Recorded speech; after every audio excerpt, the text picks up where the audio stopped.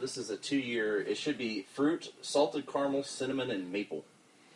Oh, man, it says American whiskey was born in Pittsburgh. Yeah. What? Yeah, this is going to taste like caramel and depression is what this is going to taste like. Oh, man. Caramel depression. All right, well, on that note, let's get this on the road. Here we go.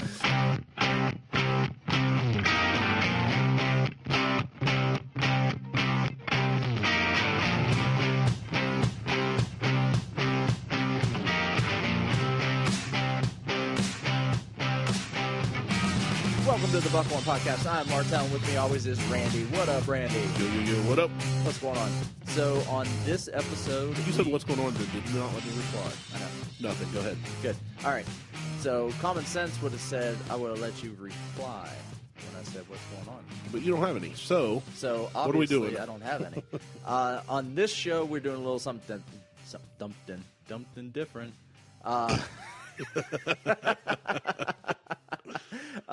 We went over to Hilliard and recorded with Kamiwaza Podcast. Yes. Aaron and Drew were gracious enough to have us over, and we did a little show. Little special guest, Dr. Ohm dropped in with some whiskey.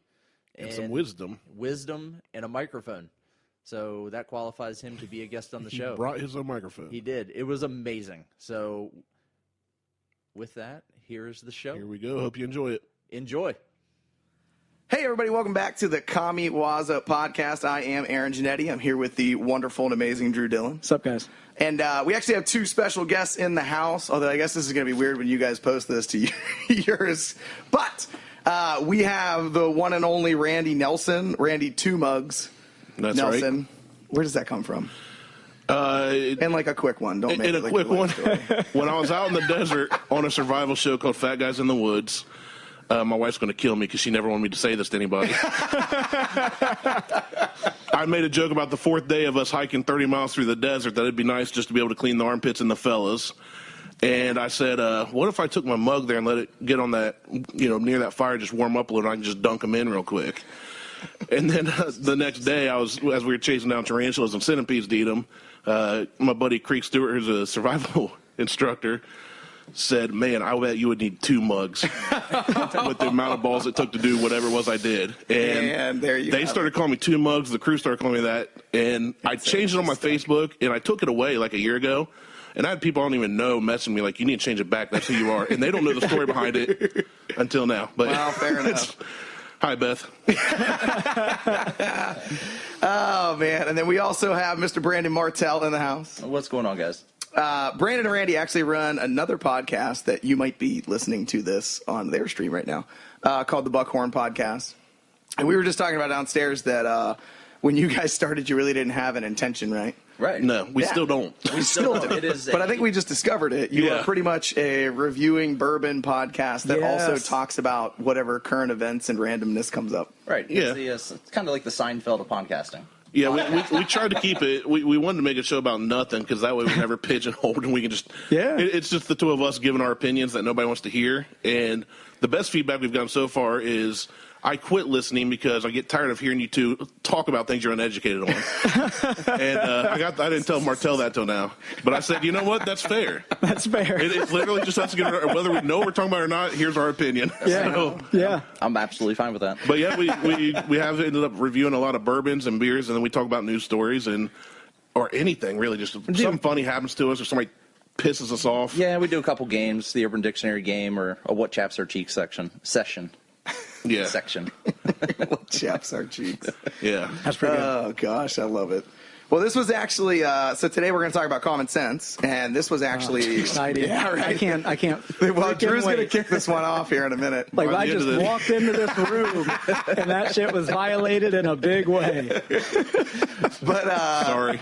this was actually Brandon's topic idea, and Brandon actually brought, I should say, our bourbon selection for the day, which is Wiggle. Is it pronounced Wiggle or Weigel? I don't know. I was thinking why. It's got one G. Yeah, so it's Wigle. Made from scratch with regional grain, Pennsylvania bourbon, right? So It's not bad. It's a 2-year. Yeah, it's not 2-year. terrible. It's supposed to have fruit, salted caramel, cinnamon, and maple. I was going to say apples. And iron maple. ore. Iron ore. And a little bit of steel. A little bit of the depression in Carmen there. and depression. Some The minor depression cough. and a little bit of the mafia. Just a titch. What was it? Bourbon brings back the Pennsylvania tradition of distilling with organic regional grains, milled on site, then fermented and distilled in our copper pot still. There you go. So we usually give our reviews out of 1 to 5 donuts is how we rank it. And you can do half increments if you want. But I will say on first sip of this, it definitely tastes like it's from Pennsylvania. I'll just leave it at that. Are you comparing it to Iron City beer? Oh, gosh. That doesn't sound appealing at all, but sure. That's right out of Pittsburgh. I see light, man. I see light. That's a craft light beer right there. You know what? All right. Let's get on topic. Drew. Yep.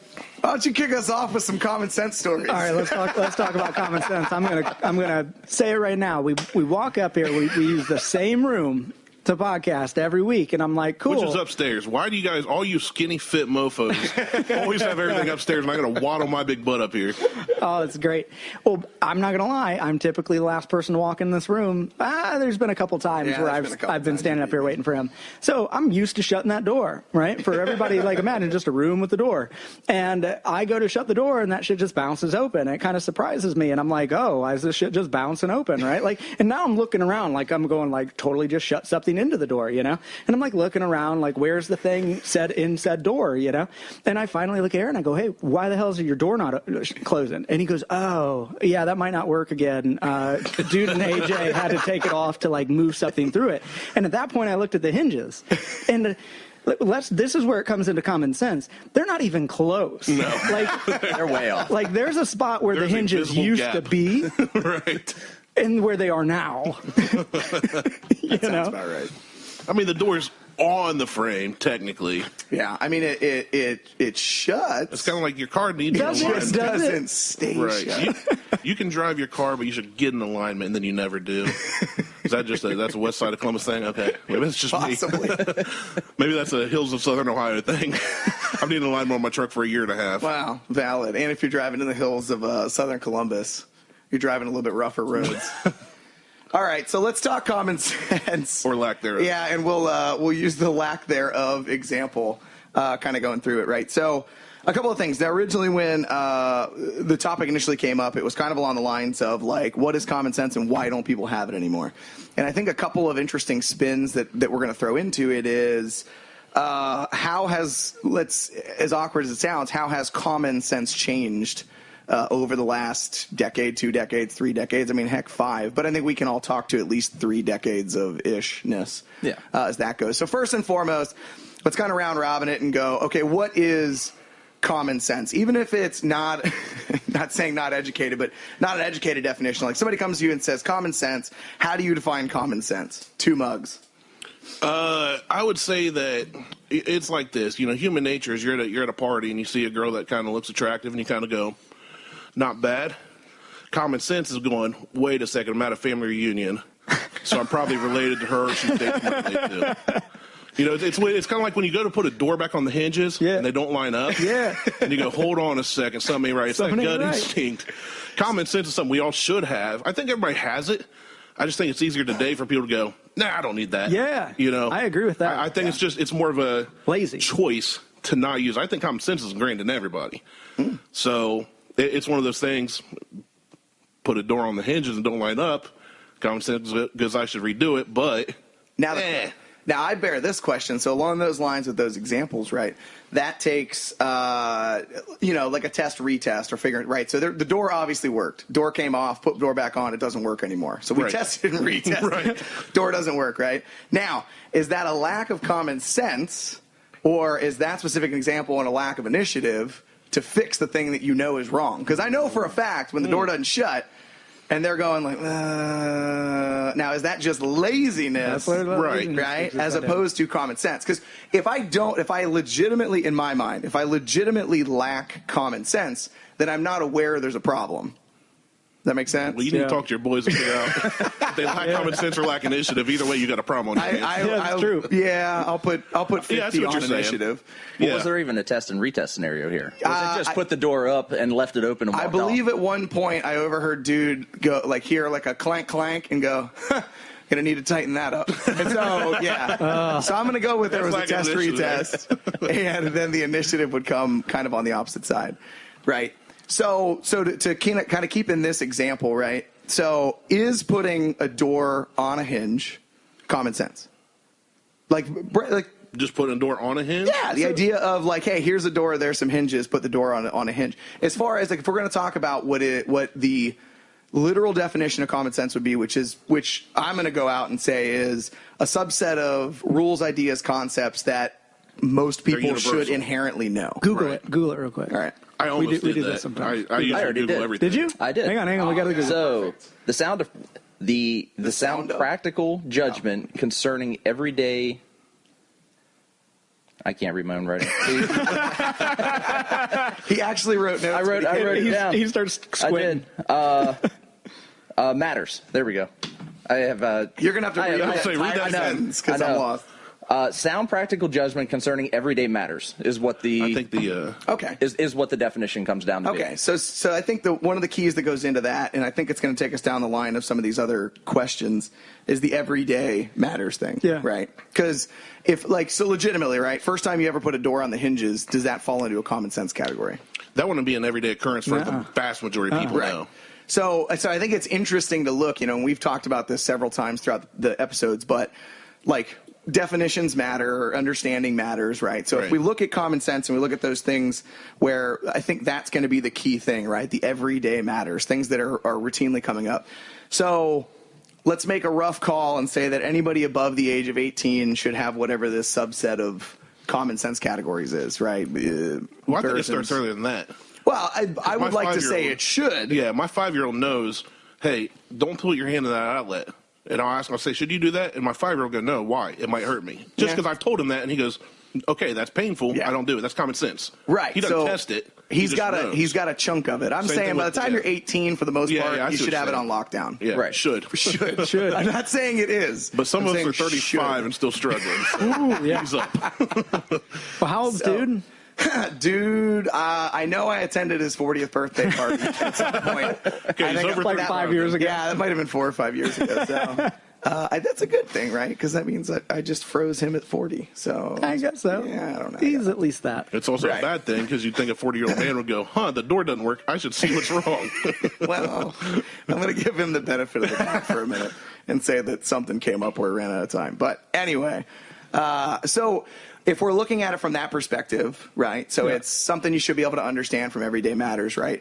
I think that changes the way that anybody needs to view common sense based off not only what we would think kind of universally everybody should understand, but I also think that falls into regionally what you should understand. Like, common sense up here in Ohio is I'm saying this very, very, very loosely, but common sense here in Ohio, you should be able to learn how to drive in snow. Right? Should. Common sense down in North Carolina, not the same. No. Right? Yeah.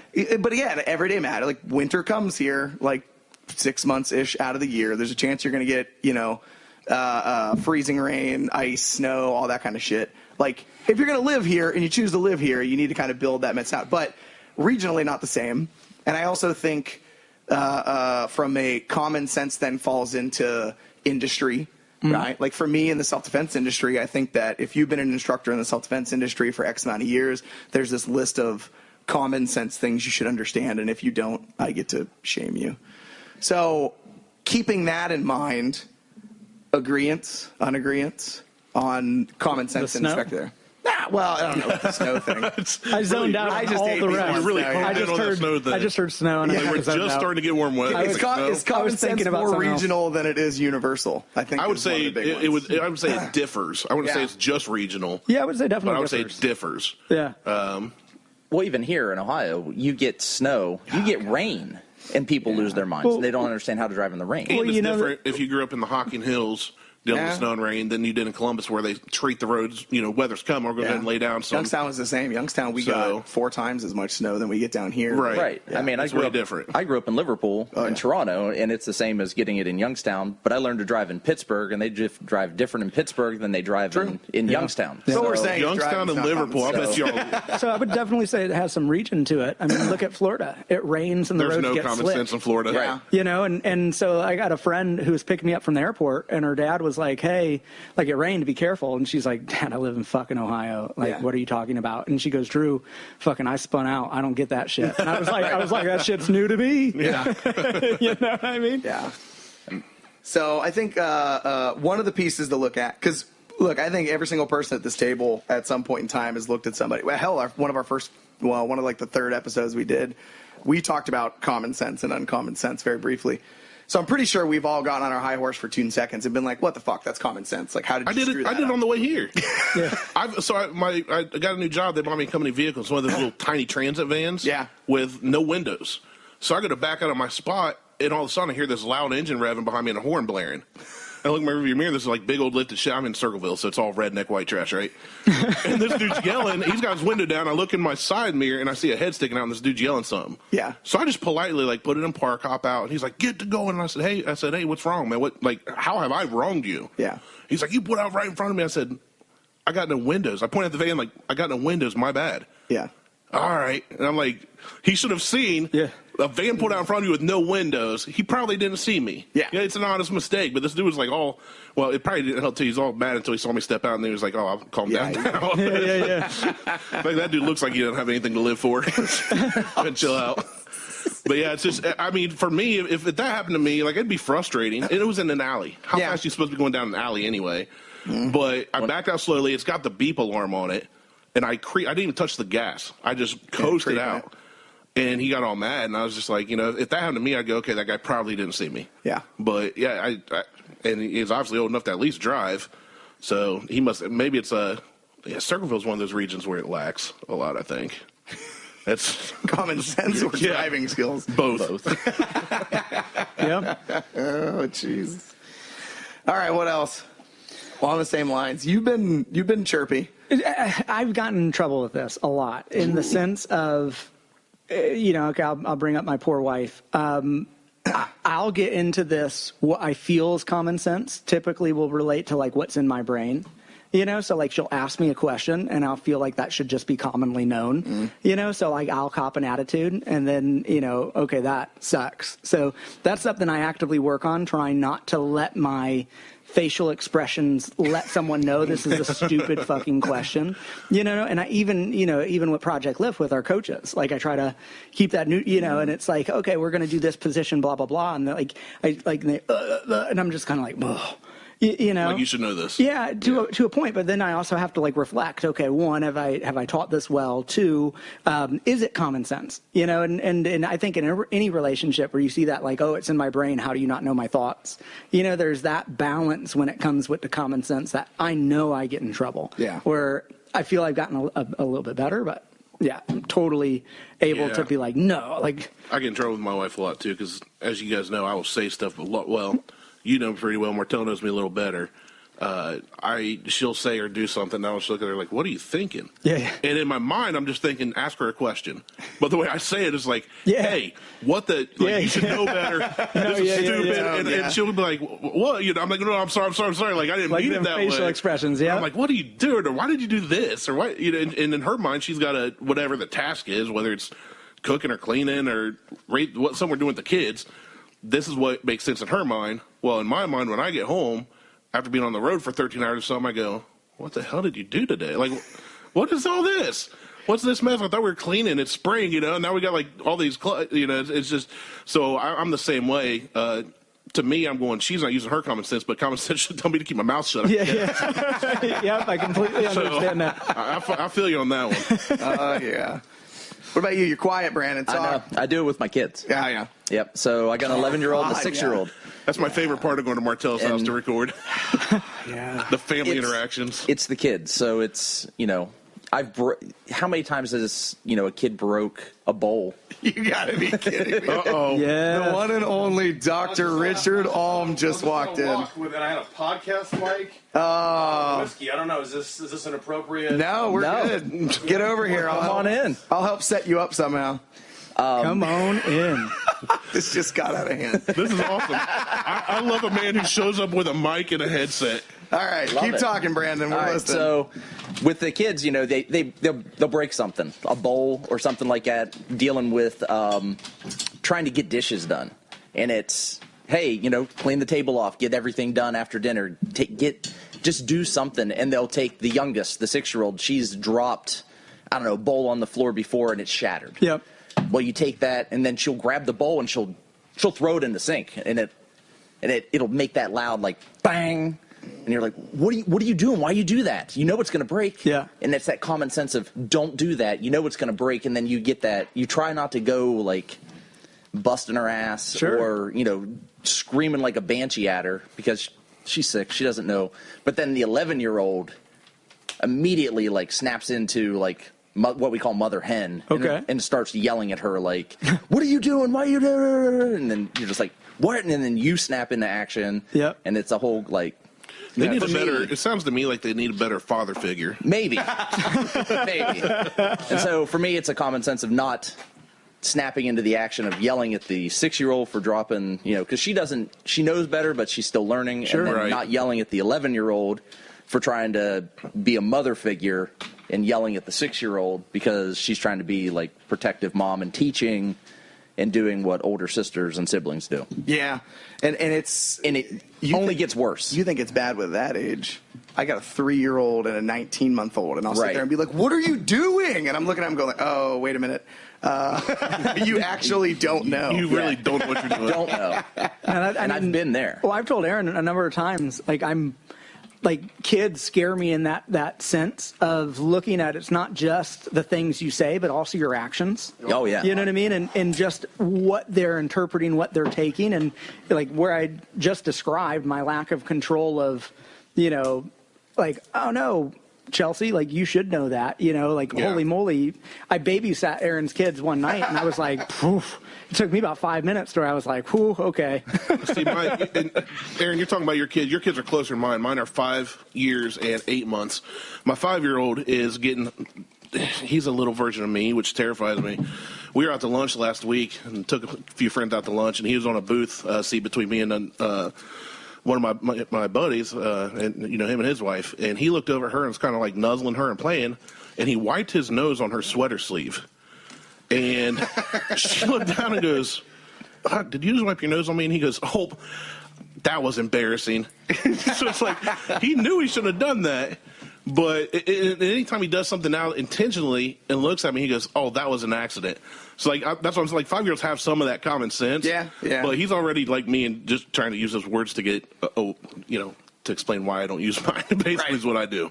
So it's so funny because we talked about this a little bit. I can't remember what episode it was, but it was on the self-worth episode, and we were talking about like kids and how parents kind of like put their self-worth in their kids and things like that. And where you get like I talked about how I can see how parents get that like embarrassed in public feel like you're embarrassing me, right? When you kind of push that on your kid. But if you actually like sit back and take 2 seconds, you look at it and you go like, are you shitting me? The kid's 3 or the kid's 4 or the kid's 5. I'm a bad dad then because I don't get embarrassed. I point and laugh. Well, no. So that's like like that one's mine. Well, but the majority of it, you know what I mean? Like it's and there's been the moments. Nose wiping on somebody. It's kind of, actually, I honestly just looked at him and went, "What is wrong with you?" And he just looked at me like, "What?" Well, but I mean, it's that matter of if you actually just took 2 seconds to realize. Like, it's not that big of a deal. Like, my kid the other day, Maverick, we have him in T-ball. And not last week, but the week before, he was just like... He's in T-ball at 3? Yeah. That is real young. Yeah. But here's the thing, and that's the problem, is the T-ball program that they did is like 3 to 5. And so they let 3-year-olds in there. But it's a little more organized than it should be for a 3-year-old. So they're like, what's rule number 1 of baseball? And we're like, what, Coach Brody? And he's like, don't play in the dirt. And I'm like, really? That's rule number 1 of baseball? You're putting a 3-year-old out of a giant sandbox. And that's you gotta the be rule? kidding me. But it's like he wasn't having it that day. You play you play the cards the way you can, where it's like, hey, well, let's just watch, see if at some point in time you get excited to go, okay, cool, I did that thing. Run around. Long story short, at one point in time, he's running the bases like crazy, and I had to go kind of just like run over and pick him up, and he lost his shit and was just like, I don't want to be part of this, like I'm done. I want to go over here. I want to play with baby, and they scream and all that kind of stuff. And I'm like, whatever, like it's fine. That's what you want to do. Let's go this way. It's T-ball. You're 3. Yeah, you're 3 years old. That's I don't need a trophy from you this year. Yeah, and you can see like the look in some of the parents' eyes, like that look. Oh, I bet he's embarrassed. I'm like, no, man, kid's 3. Like, what did you want him to do? Like, sit there, stand still in a ready position, and catch a ball? Tell him not to play in the dirt? He's sitting here. I mean, no offense. I played baseball for years, but you sit there and watch somebody hoping the ball maybe comes to you. Well, you're going to play with the dirt. I was fucking 14 pulling grass out of the ground and throwing it into the air watching it, let alone like you played right field, didn't you? I was a shortstop for a while, and then until they realized you weren't good. Yeah, then they were like, whoa, mistake. Like, let's go put him where nobody can hit it. See, that's the thing with Huck. We were at his second T-ball practice, and they were hitting around. They had him playing second base, so they were starting with third base and then what they call like left center, going around all the kids. And Huck's playing second. So by the time he gets a pitcher, third base, left center, shortstop, he's like, they're never hitting me. He's getting frustrated. And he went, Daddy, I don't want to play T-ball. It's boring. I said, buddy, I did it for 16 years. That's the game. Get in there. Like you're learning to have patience. You learn to be part of a team. So when your team does something, you back them up and you tell them good job and all this.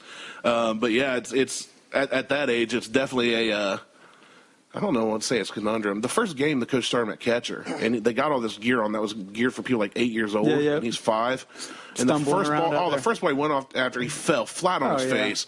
The other coach from the other team held him up, and he goes, I'm sorry, that was just an accident, By the end of the game, though, he was so into it. Yeah. And when he left, he asked the coach, he said, can I always be catcher? And she said, well, we'll have to see if we take turns. And he goes, that armor is mine, is what he told her. So he called his armor. So, like, now he's totally into T-ball. He's all, every time he's like, when's my next T-ball game? And he got new armor that's smaller. And he's just, like, stoked. So he calls himself Transformer Huck, and he'll actually... Transformer Huck? Yeah, he transforms into an airplane by laying flat on his face on the ground, like nose to the ground, arms spread out. And that was all funny until we went on a vacation, stopped at a gas station. And while my wife was in there, he decided to show one of the attendants by laying on the gas station floor. So, speaking of common sense. Yeah. Yeah. Well, it's funny. That's what we're talking about? Yeah, we're talking about... All I get is like T-ball, kids, it's difficult, so we're playing actually, in the dirt. That's all I'm getting so far. Yeah, tonight's topic is actually common Player sense. 5 has entered the game. Yeah. We're actually talking about common sense. Right, and yes, nice, yeah, and so the Richard All, if you didn't hear, has shown up. Dr. Richard All. Hi, I'm Randy. I just saw a guy with a beard walk in with whiskey and a microphone. This is Brandon. Crazy. Anyway, so that's me, guys. Bring it back and catching Alma up in the process of the common sense thing. So we're talking about common sense. What is common sense? Brandon, our description or our definition again? Our definition is sound practical judgment concerning everyday matters. Yeah, so that's the Google definition, or at least what the internet has told us so far. And so what we've branched off to talking about is, is what we think of common sense different than what other people do, and can it be regional? Right? So, like, what's common sense in this area isn't the same as somebody that would common sense there. And then where we were going with all the T-ball and kid talk was essentially the idea of, talking about how kids can learn things earlier on, but realistically, like, expecting a kid to know something at the age of 3 to 5 and assuming it's quote-unquote common sense when they're freaking 3 to 5 years old is the most ridiculous process possible. I think, now that you mention it, too, I think the whole age of the time we learn common sense could be regional. Yeah. Because there's definitely different ways people are brought up, right? Oh, yeah. Well, so there are people that invest in their kids, like you're talking about your kids in T-ball and doing the tumbling, and I just know you invest in your kids. You said, I'm getting off Facebook more, I'm spending more time. You're investing in your business. 3 years in, and I have not gotten any money back. So I don't know if it's a good investment. Well, is it learned then, or is it something that you have? Well, I think that's where we're kind of going. Touching on, yeah, we touched upon. So if you haven't figured it out yet, that door doesn't close yet. Yeah. And so that's because Dude and AJ took it off its hinges earlier today, and now it doesn't close. Right. So we were talking about, is there a difference between common sense and initiative? Right. So maybe you realize something is wrong. So it's not like you lack the common sense or the sense to fix it. You're just too freaking lazy to actually take the time to fix it. And so I think some of that stuff where if you bring it back to, is it learned? It has to be learned. Oh, yeah. If it's something that is projected on from the standpoint of, sound practice and everyday matters, it has to be something that, A, you have experience with, you get to experience on at least a repetitive manner, right? And then in a manner of whatever that is, hopefully along the way, somebody has helped you bridge the gap to figuring out how the hell to deal with it. But there are certainly siblings that some have better common sense than others. Mm-hmm. So you have two kids raised seemingly in the same home. Maybe they're both male or female, and one of them has a lot of common sense, and the other one does not. The other one's an idiot, is what you're saying. Not an idiot. There's a complete difference between intelligence and common sense. Well, I'm not smart enough to know that difference, so I just call him idiot. You have a fantastic beard, though, so you can just play that card wherever you want. That's pretty much the only card I got. Yeah. But no, I agree. We talked about this on the last episode, one of the episodes, who knows, I think it was about family, but my brother and my sister and I are three completely different people. I would like to think I have a lot of common sense. I don't know if that's true or not. Whatever. But I would like to think I have a lot of common sense. Now, I'm not saying my brother and my sister don't have common sense, but if in my brain the things that I know Who's that the are dumb regular. one of the three? Come on. None of us are dumb. Let it out. I will say none of us are dumb. Emotionally, Which one makes the stupidest decisions? I'll put it that way. Ooh. I don't know. I've made some dumb decisions. I feel like you can't win this if you answer that question. It's like, I don't Welcome care, to our podcast. Yeah. But I think one of the pieces that kind of goes into that whole entire mix is that what I think is common sense, like even down to the point where some of the stuff that we talk about day to day on this podcast, where it's, getting better, dealing with confrontation, not stepping out of here, doing all that stuff.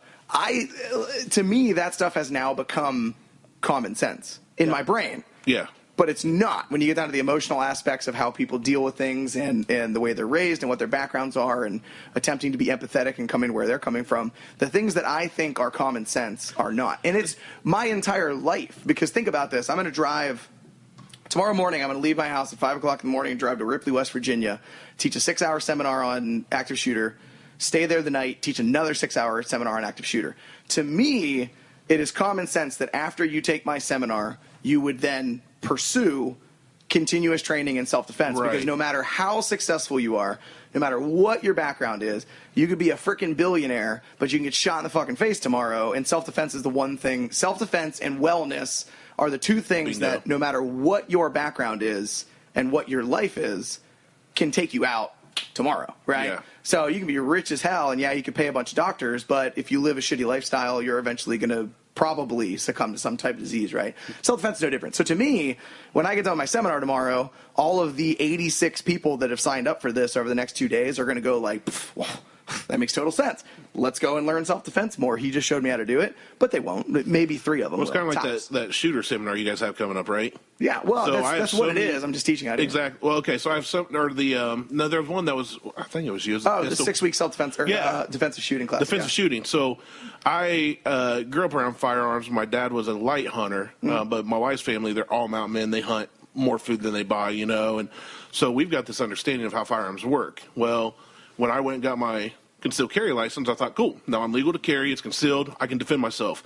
And then a few years after getting that, I found Sean Baird, who was at Fusion at the time, and he talked me into coming to try his course for free. And then the first time we did weapons disarm seminar, and this dude that's 145 pounds, like literally half my weight, took a pistol out of my hands before I could blink. I went, oh, I don't know how to defend myself. Yeah. And that's when I got into Krav and started going, and then I come up here, and there's so many people in Columbus that all these tiny women are kicking my butt. And I'm sitting here as this big dude going, I really don't know what I'm doing. Yeah. It's a lot of that, like you said, common sense says go ahead and pursue that. Common sense. But the one thing that I've learned over time. But most people think I got my CCL, I'm good. That's all I need. I don't need to learn Krav. I don't need jiu-jitsu. I don't need to be fit. Because you've heard it more than me, and I hear it all the time. Well, I just pull out my gun and shoot the guy. Yeah. Well, and the one thing real easy to say. The one thing I've had to decipher over the years, and I definitely know you can, but I have a feeling that he definitely can with the depth of knowledge he has on his subject, and I'm pointing at all. But one thing I've had to learn over time is that, and I think that's where some of the questions I came up with on this topic, is what I think is common sense, I know isn't. Like, it's not common sense to be going one way or the other, like, on this type topic. And it's based off of whatever the background of the upbringing is. Some people are drawn to this, some people are drawn not to it. But the fact of the matter is it's not. And so, like, looking across the table at Ulm, you would think that after having numerous conversations with him about movement patterns and bracing and all this type of stuff, and seeing him work with athletes and understanding how important that is, like, you would think, it's not, you would think that coaches and instructors would be seeking out things like that on purpose out of common sense, because it's going to make their longevity of athletes and make them better for porn, but they're not. And I know for a fact he knows that. So, can you speak on what your background is? Because I just met you as you walked into this podcast, so probably the listeners know. You should know everything about him if you've listened to all 21 of our episodes to this point. He's only been mentioned 21 times. Yeah. Well, I listened to half an episode on the way up here. I'm going to be honest.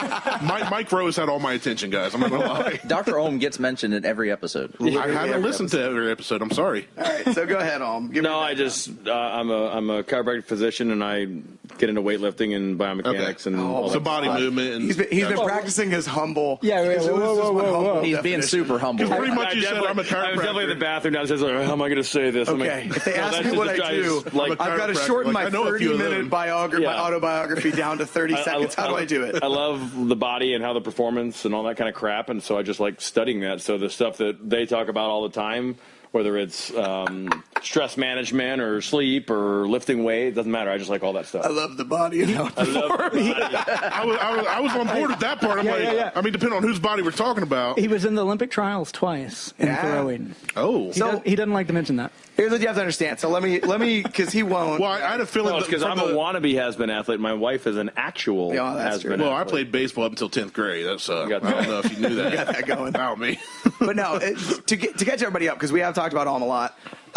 Yes, he is a quote-unquote chiropractor. I'm using air quotes.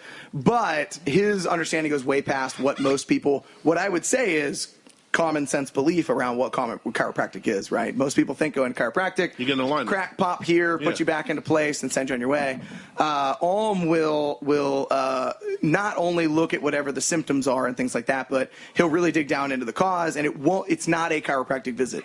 It's completely holistic approach to getting diagnosis. Proper movement. Yeah. Why do you keep coming back with the same issue? What are you doing? The best part is he'll hold you like he cares. Like when he's in there and he gets a hold of you. Beards touch. Yeah, it's great. I mean, and you like I leave a changed person both physically and emotionally, spiritually. Now, when you say you change physically, oh wow, yeah, this one's definitely taking. Does that cost extra? That's.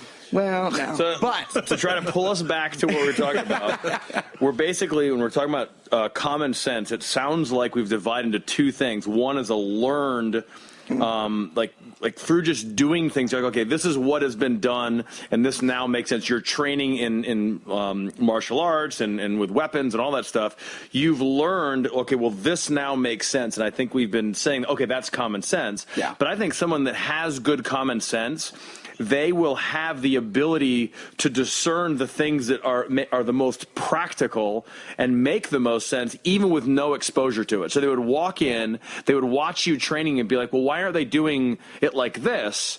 And then you'd go, that makes sense. Like, that's someone that can just sort of water it down, see what are all the things at play, and then be able to basically just see the chessboard better. Like, someone that has really good common sense, I think, is going to be more right-brain, like really understand, have a creative side and be able to sit back. My friend Robert Lardner is the most creative physician I've ever met in my life. He's the same way. Yeah. So I think that there's two kinds of, I don't know if they're both common sense, but there's two ideas that we're talking about. One is a learned, trained, you get it through experience. Right? So things that are commonsensical to you, Aaron, just because of your background, or Drew because of his background, or whatever the fuck you guys do. Am I allowed to swear? Yeah. Oh, I don't know. Too late. Too late. You can delete that in post, nope. right? No, we don't do anything. Beep. Yeah. So things are practical or sensical to you guys because of your training, but I think someone with really good common sense would be able to figure that out even without any exposure to it. So it's almost like two different kinds of. So I have two comments to that, and the first one is: do you feel like you have pretty good common sense? Yes. Okay, so if I took you downstairs, why is that funny? It was just the aggressive. Yes, he went close to the mic, but he was I like, actually showed up. I felt like this was my topic this week, and this is why I'm here. If I took you downstairs and I have what you've seen out of what I do with self-defense, You think that if I walked you through a 1 hour lesson, you could tell me whether it's bullshit or not? Yes. Ooh, yes, wow. No, I just think that, like, I was true. Like, let's go. And here's the thing, because I think Aaron's good enough that he could BS his way through something. Well, but that's where I'm kind of going with it, because we talked about this before. We talked about this actually on episode 21, where we were talking about like instructors and opinions and research and facts and stuff like that. And and I can tell you this from experience over the years, but there are people that are charismatic enough and not only just charismatic enough, but actually believe what they are saying, whether it is true or not. Or have enough truth in what they're saying that they can sort of pull one over on the audience. And so if you have that combination, that's a nasty combination if it's not correct, right? And so where the second point that I want to go with is maybe it's not so much a matter of common sense. I think anything specific category isn't so much common sense, like with the term common sense. I don't think it's a savvy to be able to decipher through things, because if you go back to whatever the literal definition is, if we actually stick with that literal definition, it's sound practices and everyday matters, right? Right. So your everyday matters. And I think you're getting more to logical thinking. Is that a bad thing? But those are different. No, I think those are right. different. So that's what we're saying. Yeah, I agree. And I think more so to what you're getting to is the going through your seminars and going through that practice and everything else isn't more of a common sense thing. It's more of a logical thinking on how to get through whatever it is to disarm somebody, to take somebody down, is more of a trained practice of logical thinking. Yeah. It's common sense at a granular level, not a common sense at a higher level of, I shouldn't put that gas can next to the fire. It's going to explode. And see, that's where I think at least in my mind, where some of these differences come into play, and why I think some of the questions that we're talking about matter, because I think the term common sense is thrown around very erratically. Right. It's usually talking about the lack of. Somebody doesn't agree with something else does. They said they're dumb, they lack common sense. It's common sense. Why would you do that, right? But I think sometimes when it's an skewed thought, because, yes, put a gas can next to fire is not good. Right. Assuming that's kind of common sense. Don't put your hand in fire. That's relatively common sense. Stabby knife pointy things. I call that trial and error. Yeah. Well, yeah, but at some point in time. Yeah, but somebody with common sense wouldn't do that. Right. And that's that comes back to the... those like very simplified things, I think, fall into that category of common sense. I think the problem with throwing it around in any matter is that it then becomes into specifically, like, so anybody on Alm's level in that specific industry, there's a base of common sense there. And anybody on Drew's level when it comes to weightlifting and mentorship and coaching, there's a level of common sense there. And anybody who does self-defense for X amount of time, there should be a level of common sense there. But the term... Nobody's seen it mention us. Right, because we don't do anything. Yeah, well, when it comes to chasing Sean's chickens, I'm just kidding. First off, it was a bull. And secondly, it chased me. Yeah. But, like, realistically, when it goes into it, like, there's a subset of cat. I have no idea what that is. What are we doing? I don't know, but I love it. The ice cream man is here. Like, yeah. Is there a toy in here? There might be. Common sense. But it's Martelle, isn't it? It's not me. It's Chucky. We'll find out. Oh, it's definitely a kid's toy. It's over there. But anyway, where I'm going with that is, but the term, throwing around the term common sense, the way that most people throw the term common sense around, it's usually based off of dumb shit that we know that not necessarily everybody else should know. So it's not... Does that make sense? But or at least in my experience. I'm with you. By definition, then we're kind of all getting very specific. By definition, when we say it's common sense to you, that's don't really stand not in front of a car that's going 50 miles an hour. Yeah, common sense. But think about it like this. So it sounds like if we were to water it down, common sense is like obvious. Right? So don't put your hand in fire. Obvious. But is it obvious to everyone? I know, but I think what we need to do is we need to realize that something that is obvious to Aaron in the realm of weapons is not obvious to me, because the amount of information and knowledge that he has vastly outweighs what I have. So things that are just obvious to him are completely different because of experience. Same thing with Drew. Like, Drew's watched more people lifting than the average person. So his... the stuff that he's studied, the experience that he has with athletes is going to make things obvious to him that would not be obvious to someone that just walks in the gym. So I wonder if the definition of common sense if we were to take away just the everyday activity thing of it, is just someone's ability to identify the obvious. Like, okay, don't walk in front of a car. Obvious. But if we talk about active shooter stuff, well, okay, don't point the gun at yourself. Obvious. Yeah. But then there's things that Aaron would be like, dude, why would you do that? And I'm like, I don't know. They're like, what am I doing wrong? And it's because he knows, hey, this is how the clip works, or hey, this is where your safety is. Magazine. You shouldn't do this.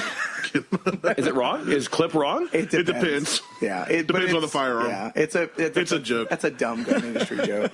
That would be like me. A rifle and a gun. That would right? be like me coming in and saying adduction instead of abduction when referring to it. Like it's not that big of a deal. I don't even know what either of those are. So exactly, there you go. But so hold on. So let's stay on topic. What do you guys think about that? Where I agree.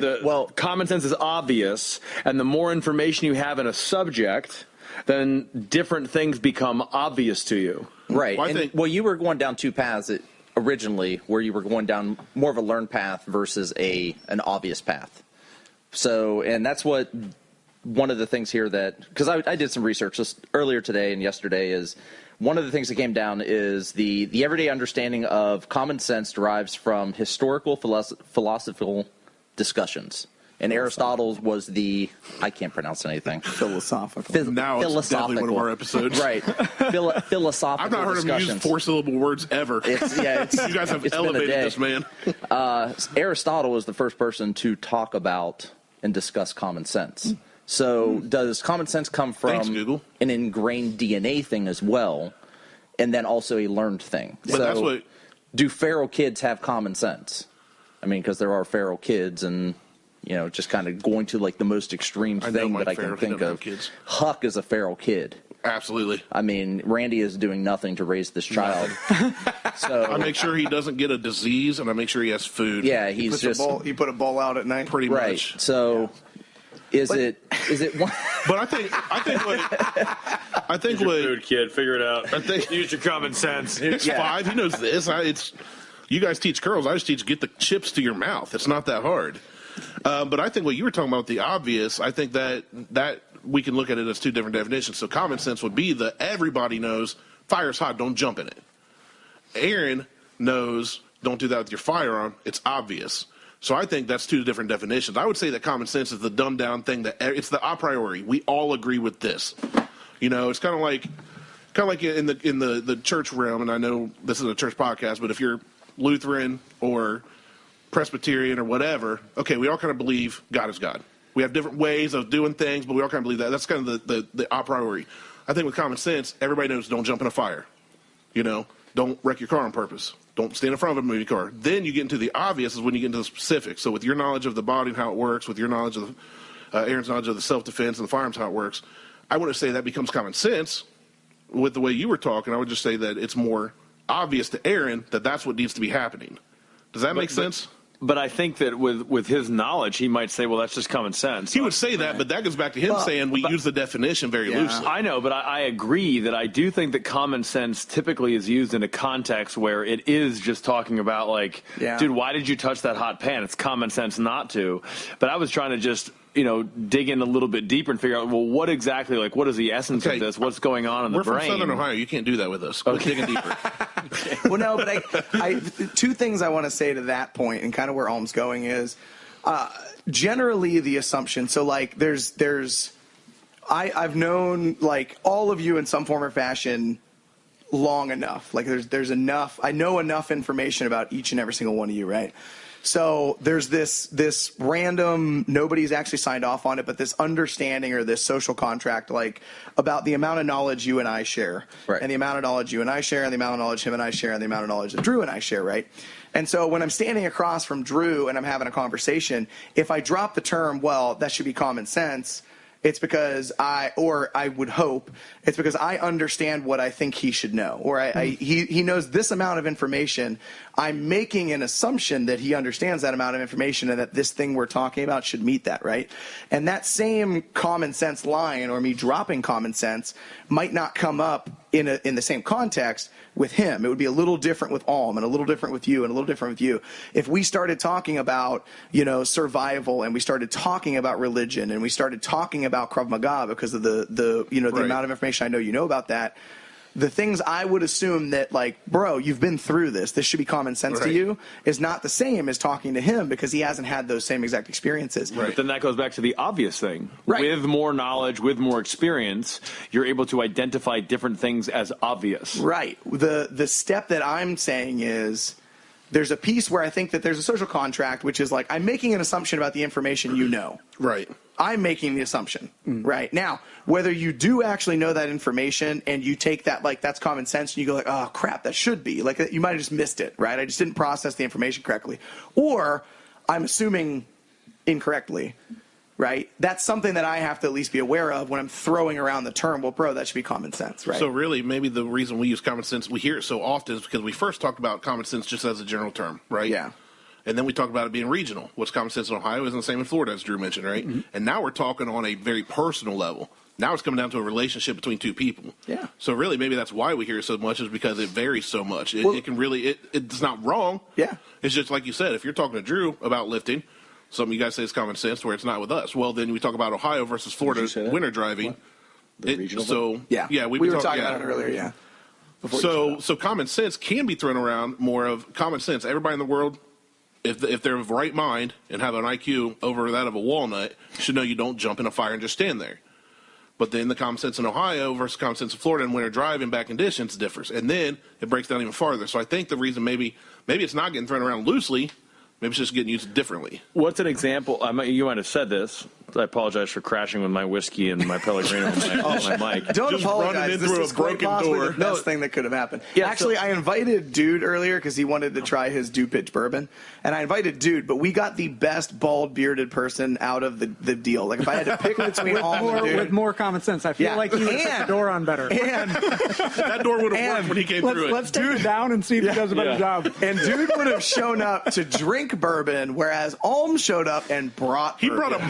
That's my job. He brought bourbon and a mic. Like, he did nothing. He's like, hey, I'm here to act. He brought headphones. I'm not here to take from. He knew it. That's the negotiated drop-in fee, I think, for coming here. We've figured that for years. Everyone's like, who's this guy? I got bourbon. All right. Contract. He's good. Settle up. Well, so go back to what you might have said this, but my question is, I kind of contest the idea that it's regional, and I want to know, give me an example of something where, this is common sense in Ohio, but it's not common sense in Florida. The example that Drew gave, go ahead. The big example I gave was, going down to Florida, when it rains, the roads get slick.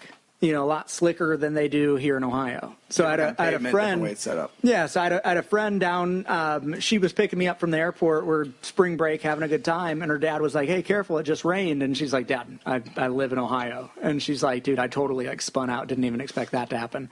So that kind of thing, I would have never guessed. Like, it gets slick when it rains. But that ties into what I was saying, where something is so common, not necessarily learned. Well, I guess learned, yes, but it does require just that information. So something is commonsensical if and only if you have that information. So I wonder if it's more practical. So if we went back even farther and just thought like, okay, well, this is just practical. And if you have those things, the person with the capacity to have common sense is able to think practically about things. Yeah. And in order to do that, you need information. You needed the information that, hey, when it rains in Florida, it gets really slick. Well, I didn't have that information if I live in Ohio because it rains more. So, there is obviously a knowledge part of it. So I wonder if common sensicality. Can I go there? Can I do that? You can do whatever you want. I got it. You have more letters behind your name than any of us in here, which allows me to make words up. So, I have a Roman numeral 2 behind mine. I have no letters behind my name, and I make words up. You could make sweet, letters. Right? But so if we think about it, I think that common sense definitely pertains to just everyday walking around life. But if we think about what is the brain behind someone who possesses common sense? The ability to identify the obvious, right, with the information that they have that will grow as they get more experience in something, or something that's able to be very, very practical. So I'll go back to my friend, my mentor, Robert Lardner. I would watch this guy, and I'd sitting in clinic watching him practice. That's confusing that we have to use the same word. Watching him provide therapy to patients, and I would always go, well, that just makes sense. And I wouldn't think like he was doing this big, crazy, complex thing. He's able to just kind of look at it and think like, oh, okay, well, this makes the most sense here. This is the most practical. This is the most obvious. Now, to him, he's been in practice for 25 plus years. And I wonder if it is really more the ability to identify the obvious or identify the practical and act on it. And those types of brains are the ones that are present in the person with, quote, common sense. Yeah, but I would the way that I would challenge what you're saying right now is that when it is used, both from a literal definition standpoint, which has the word common in it, which means the majority, right? So the majority should understand it. And the way it's generally thrown around, as in you did something that was dumb that should have been common sense. I would argue that it wouldn't need to require a person that can analyze a bunch of information and then process that in, as much as, like you are saying, it's just kind of common. So my rebuttal in the long term is that if we lack empathy and understanding and information, then the term common sense is unfair, right? Outside of the blatant obvious, don't step in front of cars going fast, don't put your hands in fire, don't stab yourself with a knife, like all that kind of stuff. Well, off that too, I think, Rich, one thing you're saying, I hear a lot more creativity. You know what I mean? Like they're able to take all this knowledge, all this experience, and even if it's not common sense, as the person you described, and as I watched some of my coaches and some, athletes and going down that realm, who has the freedom to let themselves be a little creative with the information that they do know, to go, hey, I know this in this realm, this in that realm. If I put it together, I feel like it's going to be this.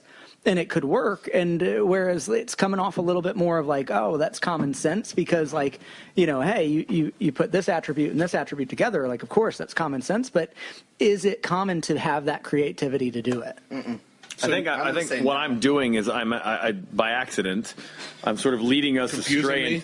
Huh? Confusing me? Confusing. No, I'm just trying to figure out what I'm trying to break into the word common sense and not. And that's literally what this is about. This is kind of what we're breaking down. So does it become uncommon sense? So let me. Yeah. Here's what I did while you all were being smart. I started Googling. And I'm sitting here looking at the board over there with all the the kind of with the sweet hot picture of Aaron. With Aaron's rubbing his chest behind it. I was actually showing bracing. Thank you. I would try to disgrace that picture every time I went into Lululemon. Can I have that picture? Can you autograph that for me? I kid you not. They took this while I was teaching a class, and we were working on sumo deadlifts. And I literally was talking about being able to keep the diaphragm down and keep the ribs down and talk. So thank you. Right. This is you know what? If you want to use this common sense for a DNS promotion, I want to hang that in my office. Is what I want to do. I'm dead serious. You can have it. So I want to hang it in my your office. It's yours. I'm hanging that in my office. Yes. like in your personal office or in the clinic? I will hang it. Pick a treatment room. 3 or 4. Whichever one's best. Only 3 or 4 though, not 1 or 2. Pick a treatment room. No, because I'm not in those. I want that hanging in. Put it wherever you want. Literally, I'm coming over to see just said pick. No, seriously, it's yours. Like I'm not kidding. When I get treated, I am literally going to request that room. Can I disgrace that? I need you to change whatever one it is. So if you pick 3, you have to take the 3 off the door. And you just have to put the Genetti room. You know what's amazing is that I will absolutely hang that up there, have new patients come in, and give zero explanation of what's going on. And it'll be in between like a picture of like a spine and like a shoulder anatomy, and then just this one of those like inspirational ones with like a field of roses or daisies or whatever. Yeah. So anyway, go ahead, Randy.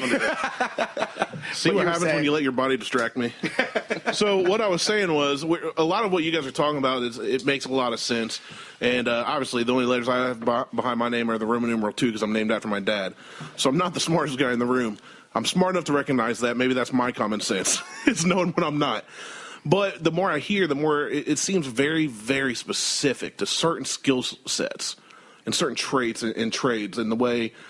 So I just looked at the word common. So now we're talking about different sense, what's obvious and what's practical and whatnot. Mm-hmm. And the word common says, by definition, is occurring, found, or done often, prevalent. And a lot of what we're talking about, we've just talked I don't know how long, about self-defense, about body movement and all that. And I would not consider any of that prevalent. No. So are we talking about common sense, or are we talking about, like you said, it's more specific to the conversation of two people in the same industry. Well, I think it's exactly what gets me in trouble with my wife. Right. Of like something will happen, and I'd be like, "How do you not?" You know, or I'd be like, "How do you not know what I'm thinking?" Yeah. You know, I think. How do you not know the square root of? Because I mean, a lot of what we've spoken about today is not common amongst the five of us in this very room. Well, and I think if we say as a group, the five of us, if you guys start talking about body movement, I'm out. Yeah. You know, so that's 20% of the room. I don't know that you're out. I know how my body does not move like y'all's. No, but you're different. You can still have a conversation about it. No, but if you understand how body movement, understand how body movement is, and I know this because I've seen you coach and I've walked with you coaching and things like that. But you taught me some of it. You have to kind of claim some of it. Well, yeah. But I was going to say, if you suck, that makes me look bad. But if we go back then, because I like your point. If we go back to what is the definition, I really think it is like the identification of the obvious, or acting on the obvious, or executing the obvious. So that could change situation to situation. It can, and I do think with common sense, it must be applied to everyday things.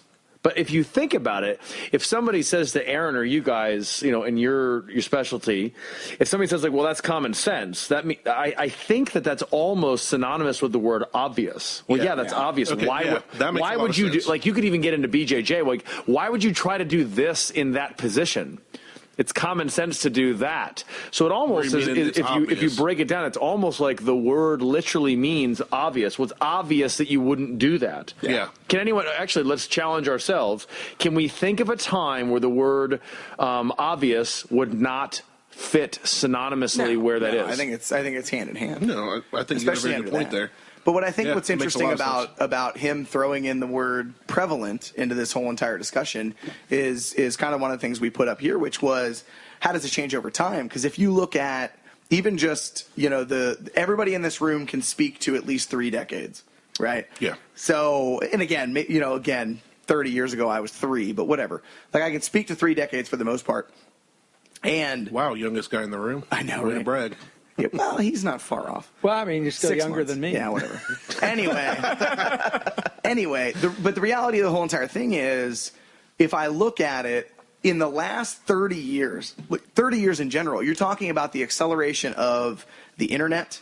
You're talking about computers. You're talking about smartphones. You're talking about the addition of Facebook, Instagram, everything that goes on everything Twitter. going from analog to digital. Yeah, and so you have what was common sense and prevalent 30 years ago, 40 years ago, is no longer prevalent. So when I'm talking into a situation now, when we talk about how time changes things over it and how technology and research has changed things over time, like, there was a period in time where it was quote unquote common sense that if I'm going to eat something, it should be the low fat version of it.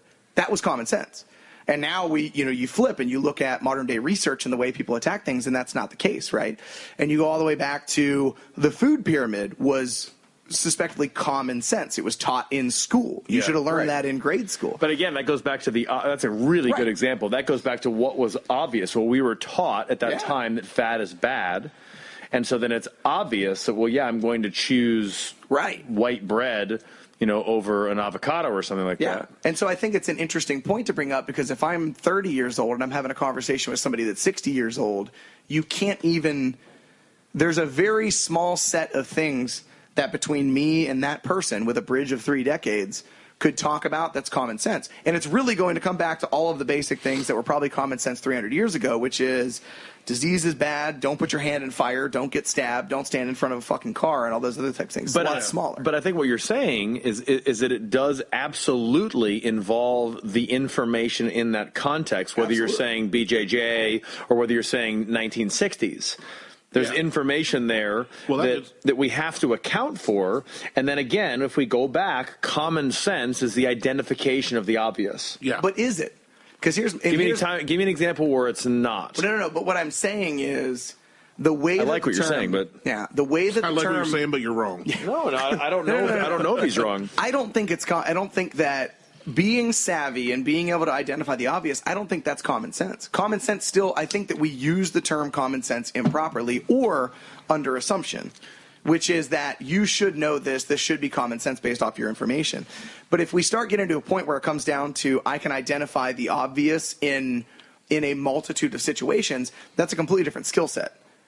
I don't think that's common sense anymore. That's not common. That's not prevalent across the population. I think that the brain that has common sense probably could do that in multiple contexts. So I agree with you that But you don't agree. No. I think that we don't agree with this. I feel like if I took you, if I had 6 weeks, I could convince you with 1 or 2 topics that you are unfamiliar with. Sure. I could convince you well enough, not to a stage of like completely bastardizing it, because yes, you can pick out the obvious, but I think there's a gray area in the middle where I could steer you down the wrong direction far enough that if you didn't take the time to actually invest in that and go deep on it, you wouldn't be able to figure it out. Okay, I agree with that. But in that case, I'm trusting you as my, let's say that you were to actually do this to me and take me down this 6-week path that you're going to give me something that's 80% accurate but 20% bullshit. I actually think that because I actually trust you as an authority in, active shooter and weapons and fighting and all that stuff, that I would just allow that information to go into my brain unopposed. Mm-hmm. So then once that goes in, because you're being discursive, I would then say, oh, okay, well, that information, I trust Aaron, and so I'm going to take that. Now, what is obvious to me is wrong because of, you intentionally deceived me. I think that's a different thing. That adds layers to what we're talking about here. But that doesn't become common at that point. Right. And my argument to that would be that to me, and again, this comes down to personal belief and what you understand, right? I know it's spicy. I gotta cut him off here. What do we got here? Virgil Cane. Virgil Cane. Roundhouse. Roundhouse is pretty legit. It's double barrel. That's why. Yeah, that's amazing. But I'm just gonna make a statement. I just love double barreled whiskeys in general. And shotguns. Okay. So, that's good stuff. But my caveat to you would be, to me, common sense is respect everybody, but don't actually fully trust anybody. Like, I question everything anyone does, right? And I mean, think about literally, like, and not bringing this back to anything, whatever. But we talked about this in a couple of. He had to sit down. Hey, Drew, you get closer to that wall. Yeah. But literally, like, think about this, right? Like, legitimately, and this is between me and you, right? Think about when you came over to film the box jump video. When you no. Yeah. Yes, right. Because we talked about it. Hashtag one take. Yeah. So this is hashtag them just going at each other in the middle of the gym and me sitting back going. It might be on my website. It still is. Athlete enhancement. Yeah. But no. Here's the point that I want to make with that, right? So if you look at that from the level when you walked into the gym of respect I had for you and your knowledge base, right? So you came in. And I know, like, I had, to that point, it had already been probably about 2 years that I was learning from you at that point in some form. And then you hey, I want to come over, I want to film a video, all that kind of stuff, right? So if I went with what you were saying, which was I just trusted you on your ability to blah, blah, blah, whatever, when you bring anything in, then I'm going to blindly look at that, right? And what was the first thing that happened? You started talking about box jumps. I said, okay, well, what are we filming? And you said what you wanted to film, and I said, well, what about this, right? And but all I'm saying is it's not a disrespectful manner as much as it is, to me, common sense is anything that comes across, I question it, right? I don't think that I agree with you, and I agree that you are like that, and I am like that. I'm sort of. Are you though? Because you just told me I could take you downstairs and I could tell you whatever I wanted. No, I said if you wanted to do that, you could do that, but I am sort of pathologically. Because I would take my shirt off. Well, then I would just believe whatever you said. For the record, when we got here. Are we not supposed to have our shirts off right now? I thought it was pants off. I got confused. Sorry. What are pants? Yeah. Anyway. Continue. No, but so I think that is absolutely true, but I don't think, while being respectfully doubtful of everything that comes in, I mean, that is literally a problem that I have, where anything that comes across my brain, I doubt initially. So I do negative proofs of everything. Yeah. If I can't prove it wrong, then it must be right. That's how I live, and it's cool sometimes and mostly horrible. How does Jackie feel about this? I don't know how pumped she is about it. But my point is just very practical. Yeah. It's very commonsensical. And that is, I don't know if the ability to basically question whatever comes across, your brain, is considered common sense. Someone that's got common sense, and I think that we keep sort of going off topic. Common sense is pretty obviously about everyday stuff that we see. Right. You know, you're walking out to your car, you know, you're going to look both ways in a crosswalk. And when we give examples like I was using about, you know, the body or weightlifting or Krav Maga or active shooter stuff, well, we're out of the commonsensical realm and we're getting into, you know, what is practical and what is obvious. So I think it's on the same spectrum, but I think the context for someone who has common sense must remain within the realm of activities that everyone is doing often. And Like every day. that's where I think the skew comes into play. But even the crosswalk scenario is a taught and learned scenario. Yeah, but it's today. one that I would say is prevalent. Yes. Yeah, you know and what I as you mean? get So older, again, you should as know. you By the get time you're older- 18, 20, you should know. Right. If we go by the assumption we said earlier, which is by the time you're 18 or ish, 18 you is should a young have adult. this subset of things on lockdown.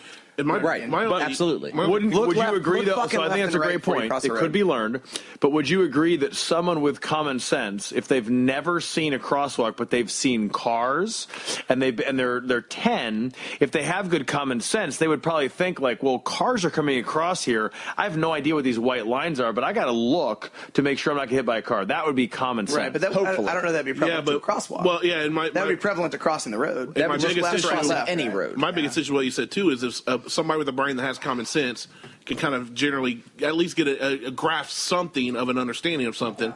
And in one of the industries I worked in as a commercial electrician doing new construction, we could have the smartest HVAC guys and the smartest plumbers and whoever invented kids' toys that make noise in the background. But we'd have some great plumbers in there doing work, and they would look to us and say, "Well, why'd you do something that way?" Yeah. And these are guys that have been doing this 30 years. They're the best plumbers in the world, but they look at our electrical panel or the way we're in a pipe and have no clue why we did it that way. Right. Common sense does not supersede the education in that point. Does that make sense? But again, that goes back to what is practical and obvious to someone I know, but with you said earlier high levels of knowledge. Right, and you said earlier that I guess I'm trying to think of how to say it. So somebody with a high level of knowledge in any given field. So you've got letters behind your name. That's all I know about you. But I'm saying somebody very educated. That's forced upon. That's all you need to know. So he just takes another drink. Like, yeah. So, but I'm saying anybody. I never put 2 letters behind my name when I'm out and about, but whatever. Or even Aaron. I consider Aaron one of the most educated men. Actually, I just recommended him to a buddy a week ago. One of the most educated men in what he does. But if I had a question for him in my industry, even though he has common sense, he's not going to cross the road. He's not going to run across from Hilliard without working. I say, hey, come look at this electrical panel and tell me why this breaker's hot. I electrocuted myself several times. Come look at it. So still not learned. I get what you're saying. You're saying it's more practical, but earlier you did say that somebody with a common sense brain should be able to come to an assumption or something. I know, but I think that Aaron does have good common sense, and so if he were given adequate amounts of information, I think he could come to that conclusion. But then is it common sense at that point, or is it just education? No, I think once we get out of just the everyday stuff, then now we're just talking about practical thinking, which might overlap. Okay, that makes sense. Might be the same spectrum, but common sense does not apply to why is this breaker hot. Yeah. Common sense does not apply to why did that person's knee go out in the second pull of a snatch. I mean that's not common sense. We use that term, and maybe this goes back to what you intended when you made the statement. We throw this term around. Yeah. Well, maybe the inappropriate times where we're using the term common sense are outside of the realm of everyday experience. The prevalent. Right, and that's what I said earlier about logical thinking and getting into the learned stuff and going past the. You're having issues over there. Stop breaking stuff. Going past we've got the over-encompassing common sense versus the logical thinking and the learned portion of getting down to the granular of common sense. Yeah, and I think one of the things that the more and more we talk about it, that I start going into, and if you go back to some of the talks that Drew and I have had about, if you guys could only see, Did that work? There went. There's the ohm. But this goes back to some of the conversations that Drew and I have had about empathy, right? Putting yourself in someone else's shoes, right? The assumption of common sense generally is almost, I say almost because it can still have some of it in there, but almost null and void of... Failing miserably over here, by the way. of empathy. And I'm not helping you because it's too much fun to watch. Oh, it's amazing. Yeah. That's perfect. But is almost null and void of empathy because the assumption, especially if I don't know anything about you... This should be common Chevy sense, Chase right? couldn't do this better than I am right now. There we go.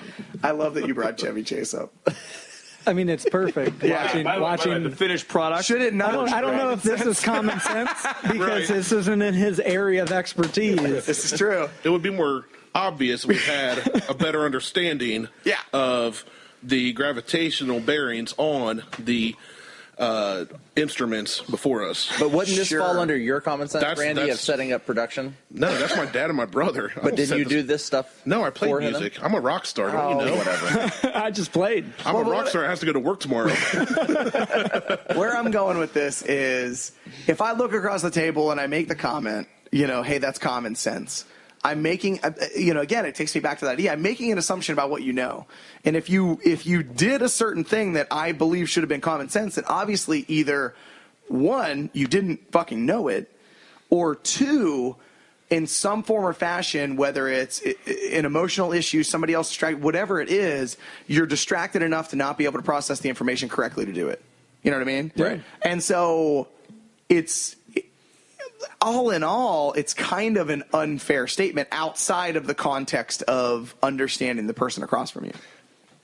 Outside of, and I go back to this all the time, but outside of don't stab yourself in the fucking eyeball, don't put your hand in the fire, don't stand in front of a 50-mile-an-hour car. You know what I mean? Like, which is a relatively small subset of category. Me looking across the table and being like, well, yeah, if you lock your back out as absolutely hard as possible and go into extension compression syndrome, like that's obviously bad for you. Like, no. I agree. Well, but again, I think that the statement that we throw this around and we use it incorrectly, it's when we apply the term common sense to things that are not everyday and common, right? So when you say something like, well, obviously you wouldn't go into an extension compression stabilizing strategy. Okay, fine, but that's not really the everyday thing. So I think that common sense is the identification of the obvious or the action on the obvious, right? So it's the ability to be able to do that. Yeah, to act on the obvious. Or say, I don't know what I'm doing. When we get out and we get into... I assume you do some sort of like electrical work. Just say building maintenance overall. Building maintenance, fine. So there's things that are obvious to you. Right. So I could erroneously put the term common sense in there, which may be amongst other people that do what you do, that's common sense. Right. But I think that might be a case, Aaron, where you're thinking, well, that's not the right place to put it. Right. And it's because, yes, the word or that those two words together mean obvious or identification of the obvious or action on the obvious. But when you get out of the everyday life things, we're no longer talking about common sense. Yeah. Right. We're talking about walking down the street, getting into your car. How do you put your kid in the car? Well, it's obvious you wouldn't want to slam their head against the, like you got to control their head or whatever. Okay, Say you wouldn't some want days. to. Some days. Yeah. Like maybe you shouldn't, but No, but does that sort of, we're trying to define the term, correct? Yeah. And I did come in midstream here. No. And I think it's good. And it makes me, it bears the question to me because again, I'm always looking at from what my background is.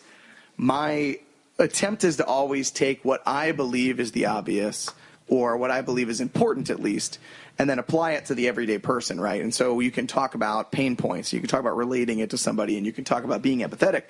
And so from a coaching standpoint or from a leadership standpoint or from a mentorship standpoint or from a parenting standpoint, right? So one of the questions that I think is interesting as we're having this conversation is, okay, if we can respect that the way that we look at things isn't common sense to everybody, right? Because all of our backgrounds are completely different. We might all be able to look at a specific movement right now because we're at least semi-familiar with it, but we're going to look at it from 5 completely different angles.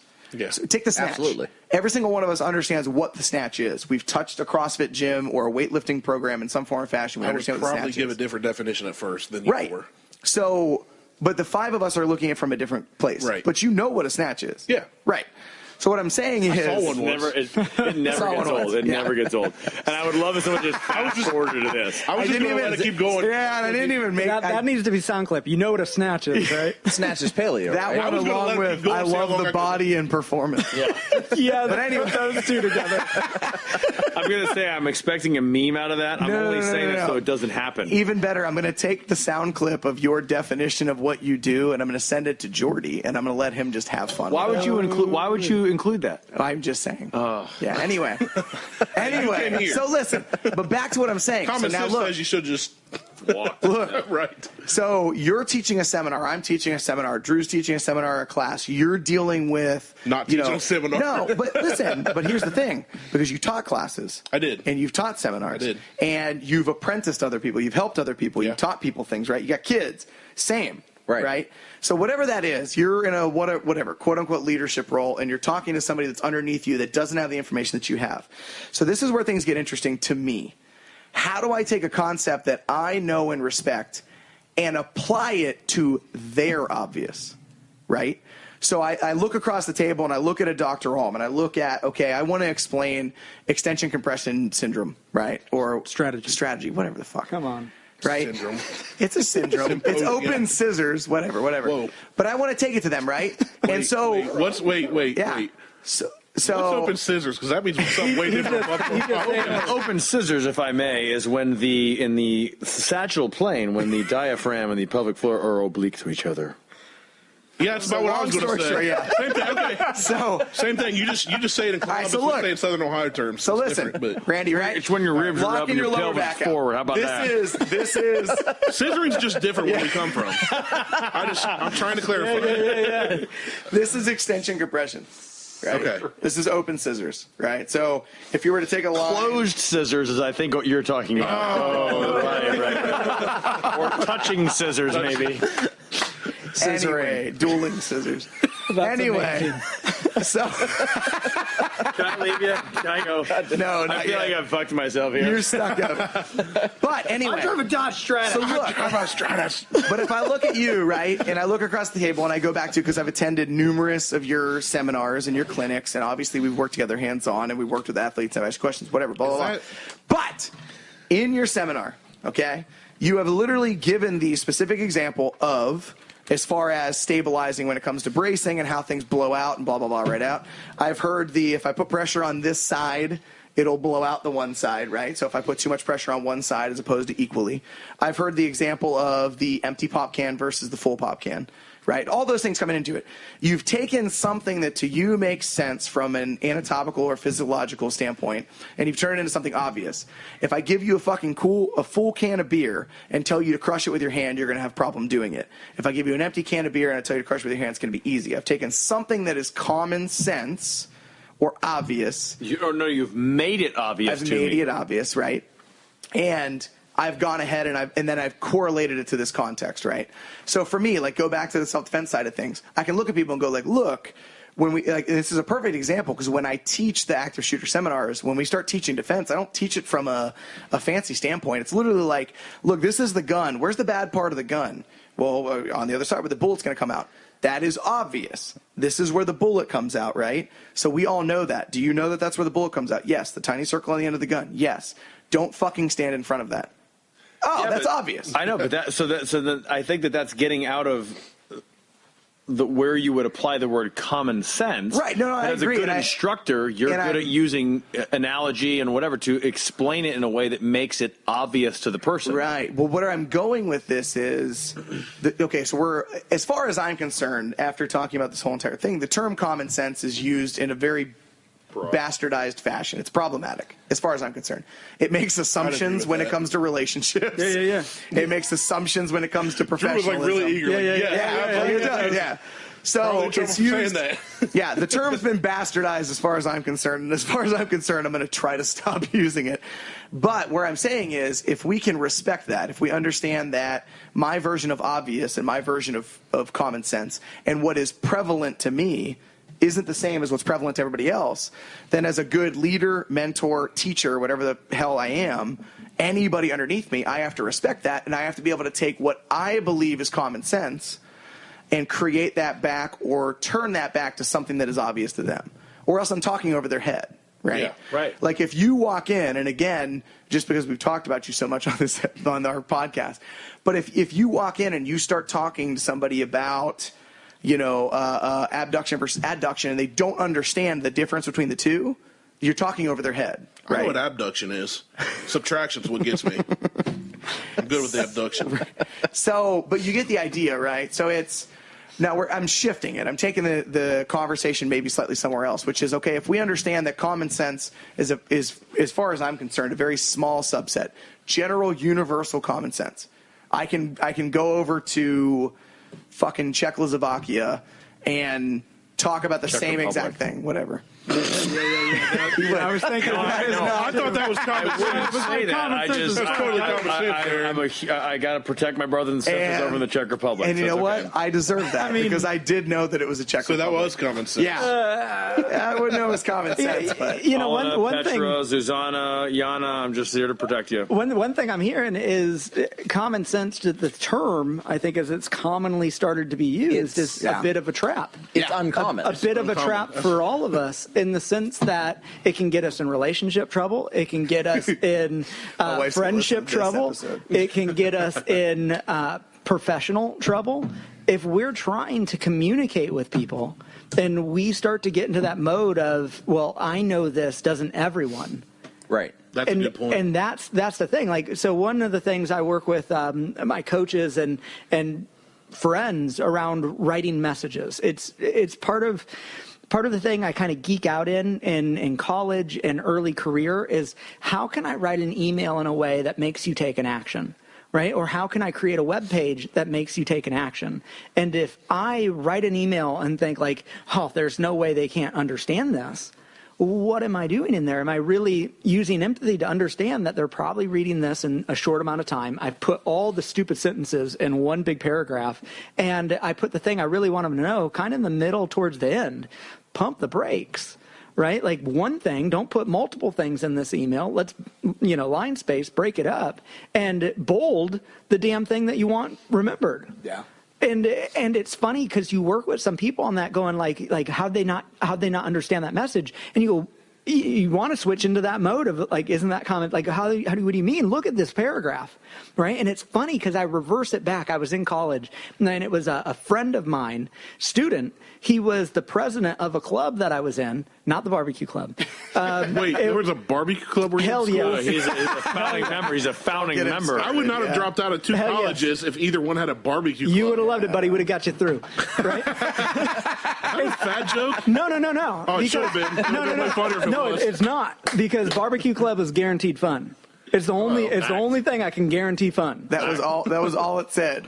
Ohio State Barbecue Club. Guaranteed fun. and when I was on the Oval, I would just walk around going like, seriously though, like, is there anything in life that I can guarantee barbecue fun? meat? Yeah. The best was making freshmen go out and like market and go like, we have the best meat on campus. And I was just like, I don't know why I would enjoy that. That's just smart marketing. Okay. I gotta walk out. So we have whoever's listening, Aaron and Drew. These are two of the most interesting dudes ever. Good conversations.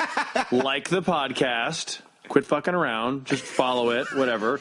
And then these. And then these guys. All right, I'm out of here. Perfectly great. One's got an amazing beer. The other one brought amazing whiskey. So I mean, I have no qualms with these guys. Anyways, sorry about the crash party. Thanks for coming, bud. Good to see you, buddy. Thank you for stopping by. Good meeting you. Are we fist pumping? Fist pumping? Hugging, whatever. Rubbing beards. It's got to happen. All right. Very good. And there we'll goes do the all. awkward, like the shake. Awkward fist shake. bump. All right. Pick up where you were at. If you even remember. He forgets. I slightly forget. Love you. But no, it gets into it gets in that trap when we start to look down, expecting someone to know what we know. And you look at that writing the email, and didn't I clearly state that I wanted you not to use this door, or I wanted you to lock the door in this situation, or I wanted you to do this thing? Did you? Yeah. And it was fun because I had an experience to run the registration for a big event that a lot of people registered. And it just, I would absolutely get pissed because that feeling of like, is this not common sense, right? So here's a situation, right? There's a Team USA World Team Qualifier right here, right? Okay. And then there is a local meet. Okay, if you're registering, you have two different options. It's the local meet, or it's the Team USA World Team Qualifier. How many people would register for this? And then I would reach out to them and go, why did you register this? And they're like, I don't know. or they're like, well, I mean, it sounds fun. It sounds cool.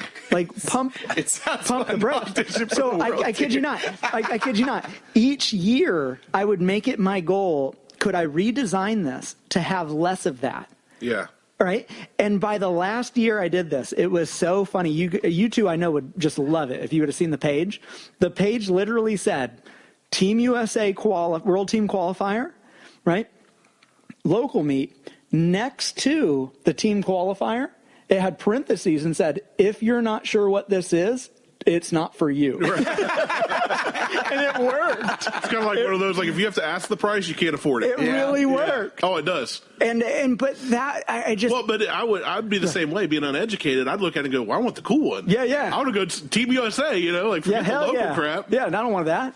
But I think it's a trap because it's more, now this term is turning into someone doesn't know what I know. Yeah. And it's the lack of empathy to understand, well, of course. And we use that to degrade them is what you're saying. So we say, well, that's common sense. Well, no, it's not. Yeah. Well, it's like it's common sense to you or others in your industry, but it's not common sense. It's not prevalent across all different walks of life, all different. So, yeah, I mean, that's actually a good point. Right. It's like Dr. Olm said. It's what's coming down to the obvious. It's what's obvious to you is not obvious to me. What's obvious to Aaron is not obvious to me. What's obvious to me is not obvious to you guys. I mean, so it's what's common is obvious to everybody, and then what comes down to it not being obvious. Go ahead, Aaron. No, I was just going to say it's one of those, like, Drew, I think, summed it up probably the best, is the term in itself is a fucking trap. Right. It really is, because it makes the assumption that we're equal in some form or fashion when it comes to knowledge, and that's not going to be the base. Right. Unless the only time it is when it's truly common. It's truly prevalent. And again, like, the fire. Even in that case, don't like, stick your tongue in an outlet. Well, one part of it, now the outlets that may be a little different, a little learned, but when you start to look at I would hope by 18 it's common sense. Well, when you start to look at if you never genes stuck a fork in an outlet, it only takes one. Hey, so when you start to look at genes and heredity, they have shown in studies that if you show a baby a snake, it gets upset. So there's something in our genes that can detect danger. Bad. And that's what I mentioned about the DNA thing earlier. It's what is learned versus what's in the DNA, and we've got kids music again. It's the creepiest thing. I feel like I'm about to get shanked in the back by a Jack in the Box. Like some behind me is making ominous music. Common sense says get up and run, but my idiot self is like, no, we got a podcast going on. I'll die here. Don't you leave. Hey, that'll be a great episode if I die on the air. Well, I think it would be. I think it's interesting you bring up the DNA fact, because you look at, from a human standpoint, but also like animals and stuff like that. Like, there's so many things that happen in nature when a kid, like, literally, like, egg cracks, thing walks out of it, and all of a sudden it already knows what to do. Yeah, the reptilian side. Or a dog. Yeah. Well, with dogs, a lot of us have. I'm assuming we've had dogs at some point in the past. Yep. Most people, or Drew's cats. a cat guy. I love cats, but I do too. Cats make the best egg rolls in target practice. I'll give you that. Let's take cats for instance. Either way, even like with these, or so, when a dog perks up, sometimes it's just somebody driving down the road, but sometimes they perk up and you go check outside. Why do we do that? Yeah. And then we go, stupid dog. No, like that dog sensed something. Right. We don't know. Maybe that dog heard or saw something outside that we couldn't see. Yeah. Could have been someone on the property. Could have been. It was something that perked that dog up. And I would say that goes along the line with being in our DNA as whatever species. Right. But, so two instances. So cats. Mother cats, whenever they have a litter, the first thing they do once the cats are able to start walking, if they're indoor cats, is they teach their babies how to use a litter box. Yeah. So it's a inherited thing that they teach them commonly or common sense how to use that litter box inside, because they're not going to be able to go outside to be able to do any of that information. They're not going to have that. That's what I'm going to call information. Anytime I take a crap now, I've got to go do some information. Inherently, they don't have that, and they teach. The mother cat teaches those babies how to bury everything. And it's like we do with kids, right? So there's that. But then Diesel, on the other hand, my dog, I have a 120-pound Mastiff, Cane Corso, who. He's a baby. I mean, he is the biggest baby on the world. But the other day, we had a guy show up at the house unannounced. I live out in the country. No one shows up at my house unless they're unannounced. And you come to my house, you usually call them like, hey, I'm going to swing by, whatever. this guy shows up. He's a Kirby salesman. We're going to say that in air quotes. Hands me a bottle of Tide, but when he rings the doorbell, Diesel... Isn't that the dude off the Nintendo games? I think it so. is. I think so. But he shows... He rings the doorbell. Diesel goes apeshit. And the whole time that I'm trying to hold Diesel back, and he's the friendliest dog in the world. I mean, Randy walks into my house. He won't let me get out of the car. I open the car door, and he tries to jump in my lap. Yeah, he's seriously the biggest puppy ever. He's like 10 years old, biggest puppy in the world. But I'm holding him back because Diesel's trying to get at this guy. I mean, he's not trying to, like, get at him to, like, hey, I want you to pet me. Like, trying to get at him, like, I don't want this guy anywhere near me. And I'm holding him back, like, hey, stop. Well, the whole time this guy's going through, like, his spiel, like, hey, here's this ball of Tide. I'd like to come in. I'd like to, do a spot in the house, blah, blah, blah, blah, blah, blah, blah. Okay, well, dude's holding back a 125-pound dog. I'm not saying I want to come inside. Well, yeah, I mean, he's wearing ill-fitting clothes. It's the whole scenario of guy casing the house bullshit. Yeah. And I'm just trying to keep him there so I can get my camera, so I can get him to look at the camera, so I can get a good picture of him, so I can send it to the sheriff and get license plates and everything else. And I'm like, nah, get the fuck out of here. I don't need you here. Go. And he's insistent on coming in the house. Finally, I just closed the door, and no shit. He's out. And Diesel's, the whole time, he's trying to get out of the house. Yeah, Diesel knows. Diesel knows there's something up. And I'm going based on Diesel, like, no, this guy needs to go. Yeah, and Diesel usually is very happy when people arrive. Right. And when this whole process is going on, Liz drives down the driveway. So there's this whole thing going on with Diesel and Liz, like, she's showing up. I'm like, well, as you can see, my wife got home, and you need to go, and we've got this thing going on. So there's a common sense thing going on with dogs that's built into them. Instinct. It's an instinct thing. Wow. It's something that they know there's something up. Yep. And like I said, he's the friendliest dog in the world until he doesn't think there's something right.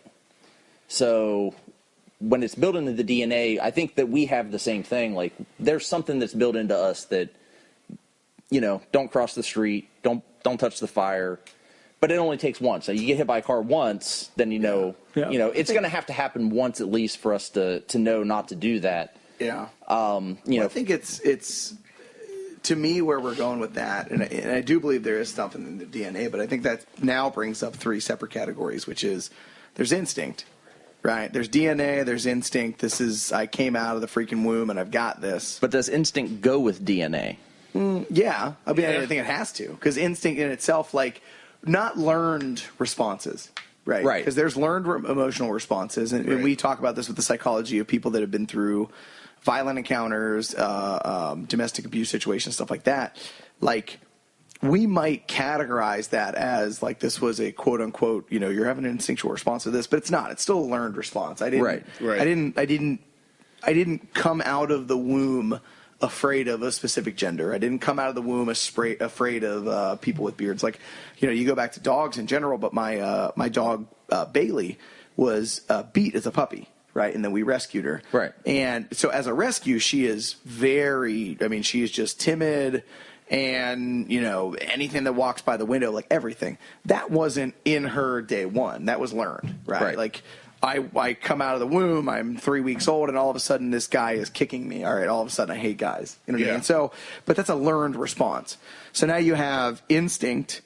You have both common sense and uncommon sense are learned responses, but the common sense, I believe at least where I'm going with this is just we all happen to just experience these in some form or fashion. These are part of life. So I come out of the womb, I instinctually breathe. I instinctually turn away from loud noises. All these type things. Like, we have instincts, but I think those are still different than common sense, because even common sense is a learned response. It just happens to be learned because I think that's the sense part of common sense. Yeah, it's the matter of, like, we had to learn it. Right. Like, at some point in time, somebody had to teach you how to cross the street and look both directions. At some point in time, somebody, either somebody told you or you figured out that fire is hot. You know what I mean? Like, so one thing it makes me think of is Andy Frisella. Yes. Right. So one thing I heard Andy Frisella say on his podcast is, like, the secret to business is to learn not to get punched in the face the same way twice. Yeah. Right? Like you try something and you get punched in the face.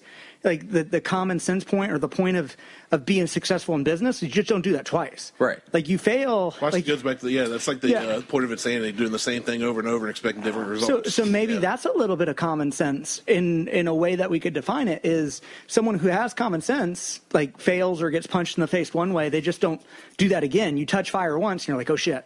Right, but the person that doesn't, and go that motherfucker just touched fire twice. Like, hang on, pump the brakes with this guy. Shit. You know, like he stuck his finger in that outlet again. You know, the squad's there, and it's like, what's going on? Same shit. I think I'm that representative in this group. Yeah. Like, but what if I tried it this way? Yeah, no, I think you're absolutely right, though. I think that when we break it down, I think if we look at the two words separately, common being prevalent. And, talking about just, I mean, obviously we know what sense is. Either you got it or you don't, whether it's learned or ingrained. I think that now, if you ask my definition, going back to the whole one I gave at the beginning with the whether or not to act on a pretty girl at a family reunion because you might be related. But I would say and after having Dr. Olm here, it's actually really eye-opening. I think, like you said, that term is maybe something we should just try and get away from because it's too vague.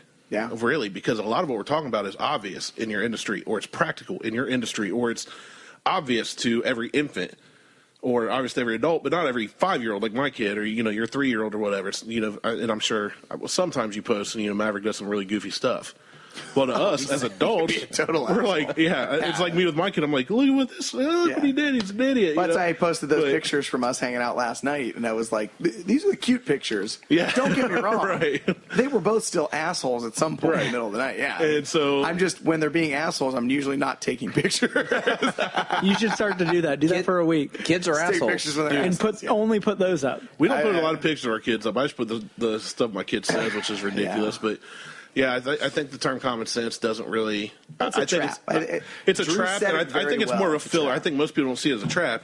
I think most people just aren't intelligent enough or have the initiative to try and really articulate what they mean. Yeah. It's easier for me to go, well, that's common sense, than to go, okay, well, here's what I would have done and why. Yeah. So if I'm looking at you and you come in and say, holy crap, we tried to wire this and we blew it up, and you and Aaron are looking like a bunch of idiots, I'm going, that's common sense. That's a cop-out. That doesn't teach you guys anything. Yeah. It'd be better for me to take point. initiative and say, okay, guys, here's what you did wrong, and then you learn. Yep. So I think using the term common sense or telling somebody, well, you just don't have common sense. Yeah. And we see it in Facebook and the political rants. I think it's really interesting you bring that point up, because I can sit there and I can look at you and say, well, yeah, that's common sense. Or the spin can be, you know what, I assumed you knew that. I was wrong. Right, and that takes you having the balls the guts to say that I was wrong, right? And then go, hey, you know what? The reason that I believe this is common sense is because through my experience, A, B, C, and D. Well, and what you taught me, so when I told Aaron and Sean was working with me, I want to become a Krav instructor. I've been doing it for 6 years. I want to be an instructor. I've leveled up a little, and I would go learn from them. Well, when I go teach somebody that had no experience, hey, here's how you throw an elbow. They couldn't get it. Everybody does the push. Yeah. This is just one of the basic level 1 Krav stuff moves. Throw an elbow. And everybody does the push. And, hey, you ever put a car seat on, a seatbelt? Or you do like with the elbow to the back. Reach in the back of the fridge and pull that. It's just those little things that goes, okay, my bad. It's not common sense. I'm throwing air quotes now. It's not obvious to everybody this is how you throw an elbow. So I need to take the initiative to teach that. Yeah. For me, I could be like, dude, it's common sense. You throw an elbow this way. You don't push with your forearm. Here's how you throw a proper elbow. Here's how you get the most impact. That doesn't help anybody. So I think maybe it's a trap and it's a cop-out. It's a cop-out if you're the instructor. It's a trap if you're the one trying to sell a product or an idea to whether it's your wife or a business partner. Yeah. So I see it as kind of both ways. Yeah. It's interesting. Yeah. It's very interesting. It's very cool. All right. Well, we've gone about $1:40, and I'm leaving for Virginia tomorrow, so I really need to get home. What time you leaving? I got to be on the road by 5 a.m. That's lame. Lame. Before you even got the time out, he knew what he was saying. I didn't need Common sense should have told he you that he was going to have a He smart could have said comment. 9. I would have said that section. Yeah. Stupid. 2 p.m., idiot. Yeah. Sucker. I would have left at 3 p.m. So let's kind of taper this down. First and foremost, this is a collab episode. Apparently, it was a fun one. Yeah, apparently three-way with all showing up. Hey, it became 5 on Cinco de Mayo, baby. Yeah, good point. See? So let's do this real quick. Give a rundown. Where can everybody find the Buckhorn Podcast? You can find us on Facebook, Instagram, and Twitter at Buckhorn Podcast. There it is. See, You can listen to us. I'll give the important part on Podbean, Spotify, iTunes, Google Play, Stitcher. Usually he does this. I don't know. Yeah. I show up, I talk, I leave. You can find us on all the major platforms. Fair enough. Buckhorn Podcast. Well, Buckhorn Podcast. this episode became very, very quickly populated by 3 different kinds of bourbon.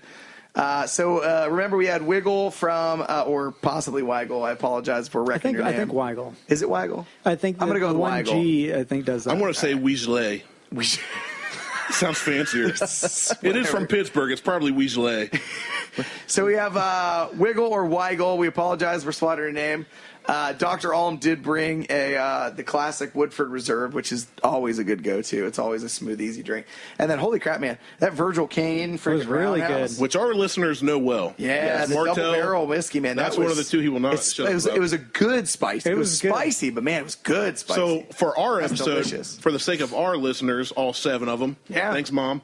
I want you two to rank each of these out of 5 donuts. How many do you give the Virgil out Cane? of 5 donuts? Honestly, the Virgil Cane. Now, hold on. Wait Now, a minute. 5 is your top tier. Like Okay, when you say 5, five's we say like- 5's your benchmark. Nothing can beat it. All right, legit. I'm going to give Virgil Cane a 4. That was really, really good, really, really spicy. But I still, to this day, best bourbon I've ever had was the Double Woodford, like the one you can only get. Oh, in I've never had that. Oh man, it's so good. Yeah, you can lick some on your tongue if you want. Wait, you have some here? It's right there. It's so good. Gonna put that in my pocket. But anyway, but that said, yes, I'll give the Virgil Cane a 4. Woodford's always a good 3 to 3.5. That's like a have it around the house all day, any day. And then the Weigel, I'll put it at like a 3 or a 3.5. So I would have gone Virgil King 3.5, Woodford 3, Weigel 2.5. Yeah. I've already given my Virgil Cane. Everybody's heard that. Woodford. We haven't reviewed Woodford. We haven't done a Woodford yet. Not Woodford straight. I'll save that. Maybe we'll do one for that. I'll go buy a bottle of Woodford and we'll do that. Martelle and I will do the Wiggle Weigel. The Wiggle Weigel. I'm going to give that a 2.5. It's a good 2.5 year or a 2 year. I like it. I'm a 2.5. I think if it was aged more, it'd probably be a little better, but I say 2.5. We don't know the price point. Somebody gave it to us. It was a gift from a buddy of mine from high school that I met up on Friday. Not bad, though. I mean, for the right price, if it's $90, it's a 1. Yeah. We're going to assume it's an average price. Price say 2.5. Oh, in my reviews, it does. Yeah, it's good. It definitely does. I'm poor, man. I've pretty much got 3 categories. This is trash. I would drink this if it was the right price, and damn, that was good. So, mine comes down to 3, don't Mine always comes down to how much did that cost? Yeah.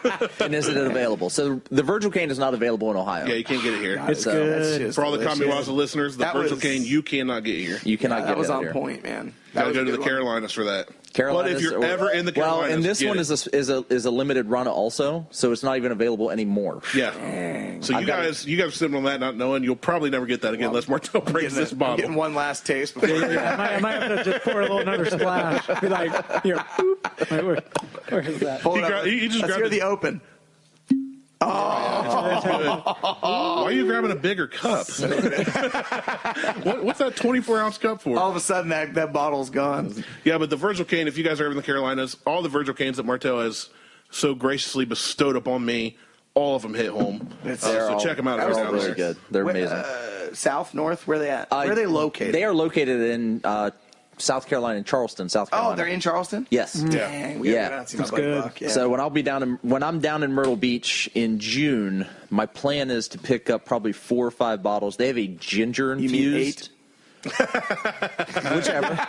If anybody listening would like to get in on a bottle, I'm sure there's just a small premium. Well, we have a new mule. We have a new mule to send down. Like, to share, and subscribe. And Martelle will buy you a bottle. Mo has already put in a request for a bottle. So from one more rep. Well, so he's like, can you give me a bottle? I'm like, I owe you a bottle anyway. So I got you a bottle. But I'll probably pick up 4 or 5 bottles of ginger, just because the ginger makes it an amazing interesting Manhattan. That's just the girl that works at the liquor store. Yeah, she's. But they have a ginger. I need ginger. I need 4 bottles. But I've got a buddy of mine who lives in Simpsonville who has 2 bottles. He's got a bottle of Roundhouse and a bottle of Electric Owl, which is another a limited release that's not available anymore. We'll have to have you guys down for one of ours. Yeah, sure.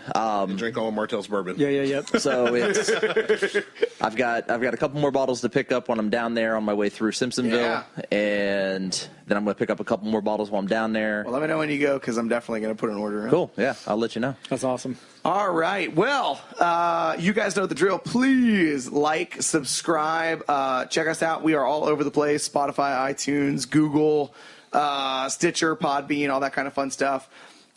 Leave a review. Leave some comments, man. If you really enjoyed this, let us know what you thought. What are your thoughts on Common Sense, how that goes through? Definitely head over, check out the guys from Buckhorn Podcast. I'm sure down the road we'll do another kind of collaboration on those. And otherwise, be good, be awesome, and have a great week. See you guys. See you guys. Pinkies up.